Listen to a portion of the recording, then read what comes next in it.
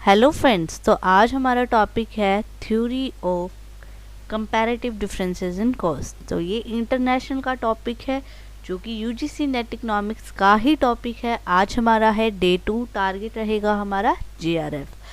तो टॉपिक हमारे सभी ज़रूरी है, सभी थ्योरीज इम्पॉर्टेंट है, उनकी एजम्पशंस इम्पॉर्टेंट है, वो क्या कहना चाह रहे हैं उसके बारे में भी ज़रूरी है।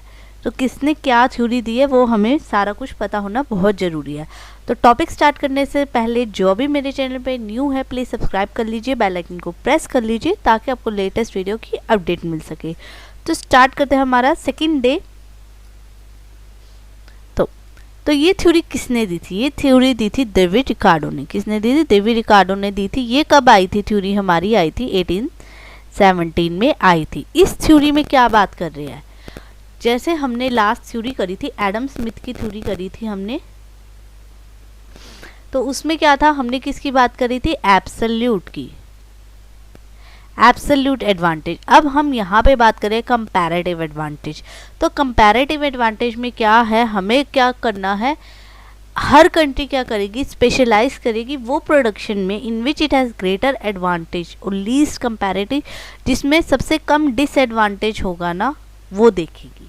ठीक है, this a country will export those commodity in which its comparative, तो वो एक्सपोर्ट करेगी जिसमें उसको कंपैरेटिव एडवांटेज होगा। मतलब दूसरी कंट्रीज के कंपैरिजन में हमें बात करनी है। एब्सोल्यूट किसके बारे में बात कर रहा था, हम कितना प्रोड्यूस कर सकते हैं। अब क्या है, कंपेयर करना है, दूसरी कितना प्रोड्यूस कर रहे हैं उससे हमें कंपेयर करना है।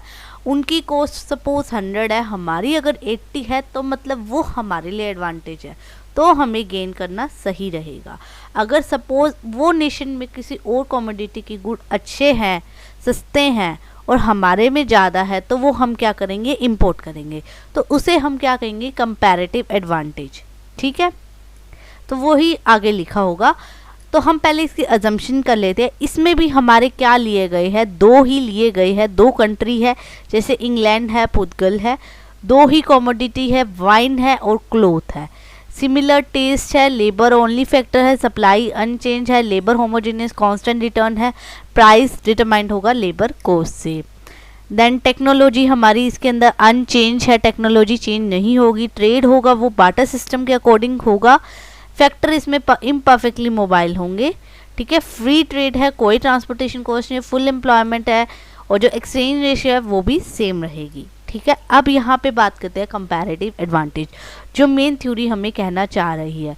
ठीक है, कंपैरेटिव एडवांटेज ये हमें मेन कहना चाह रही है। कंपैरेटिव ये क्या है, एबिलिटी है, ठीक है, to produce at a lower opportunity cost than its other trading. मतलब दूसरे से हमें कंपेयर करना है, दूसरी कंट्री से कंपेयर करना है कि हमारी उसके कंपैरिजन में कॉस्ट कम हो रही है कि नहीं। अगर उसके कंपैरिजन में हमारी कॉस्ट कम है तो ही हमें गेन होगा। ठीक है, अब ये कॉस्ट क्यों अलग हो सकती है दूसरी कंट्री से, क्योंकि हमारा जो जोग्राफिकल डिवीजन है लेबर का, स्पेशलाइजेशन का, ठीक है, क्लाइमेट का, नेचुरल रिसोर्सेज का, जोग्राफिकल सिचुएशन का एंड एफिशिएंसी ऑफ लेबर का। तो मैं बता दूं, एक बारी प्रीवियस ईयर एग्जाम में ये इससे रिलेटेड भी क्वेश्चन आया था। मतलब इन दो पॉइंट में से भी क्वेश्चन आया था कि हमें ये पूछ लिया गया था डिफरेंस क्यों होता है, किस वजह से डिफरेंस, कंपैरेटिव डिफरेंसेस आते हैं। तो वो कोई सा भी इसमें एग्जांपल दिया हुआ था, जोग्राफिकल डिवीजन है, डिफरेंस इन क्लाइमेट है, नेचुरल एफिशिएंसी ऑफ लेबर है, ये सब दिया हुआ था। तो हमें एक एक लाइन, एक एक वर्ड अच्छे से पता होना चाहिए। ठीक है, नेक्स्ट हम देखते हैं इसी तरह से हम क्या कर सकते हैं, हमें कंपैरेटिव कॉस्ट ऑफ प्रोडक्शन को सबसे कम कर सकते हैं, लीस्ट कर सकते हैं। तभी क्या करेगी कंट्री, क्या करेगी, एंटर करेगी, हमारी क्या करेगी, ट्रेड में एंटर करेगी। ठीक है, वो क्या करेगी, एक्सपोर्ट कौन सी करेगी, जहाँ पे हमारी कॉस्ट क्या होगी, कम होगी, हमारी कॉस्ट क्या होगी, कम होगी, लेस होगी। और इम्पोर्ट वो करेगी जहाँ पे हमारी कमोडिटी की कॉस्ट हाई पड़ रही होगी। ठीक है, और इस थ्योरी में ये बता दो कि दो नेशन है, जैसे ए एंड बी है, तो ए हो सकता है, मान लो एक्स और वाई ही बना रहे हैं, तो दोनों में ही क्या हो सकता है, एब्सोल्यूट एडवांटेज हो सकता है। पर हमें कंपैरिजन करना है, मतलब इन दोनों में देखना है कि कंपेयर करके किसकी कॉस्ट कम पड़ रही है, ए की कम पड़ रही है या बी की कम पड़ रही है। ठीक है, तो हम टेबल से पता करेंगे। तो यहाँ पे हमने दोनों कंट्री ले ली है, इंग्लैंड ले ली है, पुर्तगाल ले ली है, वाइन ले ली है एक साइड ले ली है क्लोथ, और ये हमने क्या लगाए है लेबर, ये हमने क्या लगाए है लेबर है, ठीक है। मतलब 1 यूनिट बनाने के लिए हमें 120 लेबर चाहिए, ठीक है, इंग्लैंड को, ठीक है। 1 यूनिट बनाने के लिए हमें 100 लेबर चाहिए क्लोथ को बनाने के लिए। ऐसे ही पुर्तगाल को कितने चाहिए, 80 लेबर चाहिए वाइन बनाने के लिए, और 90 चाहिए हमें क्लोथ बनाने के लिए, ठीक है। ये वो ही लिखा हुआ है इसके अंदर। इससे क्या शो कर रहे हैं, देखो हमारी जो लेबर किस में सबसे कम लग रहे हैं, वाइन में अगर कंपेयर करें तो हमें पुर्तगाल में ही कम पड़ रहा है, अगर क्लोथ में कम कंपेयर करें तो भी पुर्तगाल में ही कम पड़ रहा है। तो इसका मतलब है जो पुर्तगाल है उसको क्या है, हमारा एब्सोल्यूट एडवांटेज है, मतलब उसको दोनों में ही एडवांटेज है, क्योंकि दोनों की ही कॉस्ट ऑफ प्रोडक्शन उसकी कम पड़ रही है। पर अब हमें कंपेयर करना है, मतलब इंग्लैंड से कंपेयर करना है कि हमारी कॉस्ट दोनों में से किस में कम पड़ रही है, ठीक है। तो इससे तो हमें पता चल गया पुर्तगाल क्या है, मोर एफिशिएंट है, यही लिखा है Portugal labour is more efficient than English labour. पुर्तगाल के पास एब्सोल्यूट एडवांटेज है बोथ में, ठीक है। बेनिफिट उसको ज़्यादा होगा वाइन बनाने से, उसको वाइन से ज़्यादा होगा, क्योंकि वाइन में कितने मिल रहे हैं उसको 80, ठीक है, 80 लेबर लग रहे हैं, जबकि उसमें उनको दूसरे इंग्लैंड की बात करें 120, यानी कितना डिफरेंस आ गया, 40 का डिफरेंस आ गया, 40 लेबर्स उनको ज़्यादा चाहिए। ऐसे अगर क्लॉथ में देखें सिर्फ 10 का ही डिफरेंस है, तो इससे अच्छा होगा कि हम क्या करें, पुर्तगाल क्या करेगा, वाइन ही प्रोड्यूस करेगा, ठीक है। तो उसको ग्रेटर कंपैरेटिव एडवांटेज क्या है, वाइन प्रोड्यूस करने में है, ठीक है। तो दिस इज ये यही लिखा हुआ है 180 और 120 और 90 और 100, ठीक है।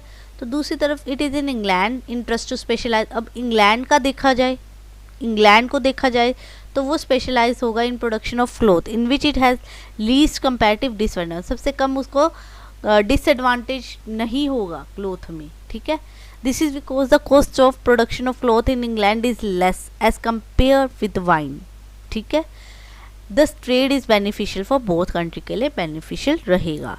तो इस फिगर में भी यही बात करी गई है। यहाँ पे देखिए फिगर में ये जो PL है वो है हमारा पुर्तगाल की PPC, और जो ये वाली कर्व है ये हमारी है इंग्लैंड की, ठीक है। ये हमारी PPC दी हुई है, ये ऊपर है तो मतलब क्या है, ये एब्सोल्यूट एडवांटेज है, मतलब वो कोई सी भी बना सकती है। एब्सोल्यूट यहाँ देख लेते हैं, और जो पुर्तगाल है वो OL भी बना सकता है और OP भी बना सकता है, ठीक है।